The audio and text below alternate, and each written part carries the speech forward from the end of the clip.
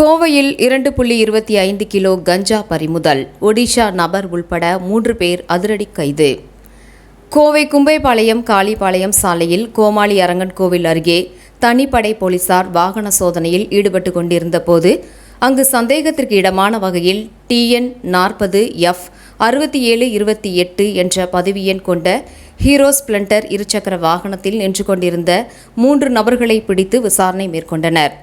விசாரணையில் ஒடிஷா மாநிலத்தை சேர்ந்தவர் தற்போது ஈரோடு மாவட்டம் புஞ்சை புளியம்பட்டியில் குடியிருக்கும் நிலச்சல் ரவுரத் வயது 35, ஆனந்த் வயது 22 மற்றும் திருப்பூர் மாவட்டம் வேளம்பாளையம் பகுதியைச் சேர்ந்த உதயா ஜெஸ்டின் வயது 21 என்பதும் தெரியவந்தது.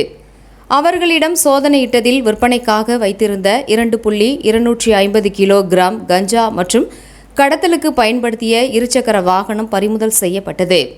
இது தொடர்பாக வழக்கு பதிவு செய்த பெரியநாயக்கன்பாளையம் காவல்துறையினர் 3 பேரையும் கைது செய்து நீதிமன்றத்தில் ஆஜர்படுத்தி கோவை மத்திய சிறையில் அடைத்தனர்.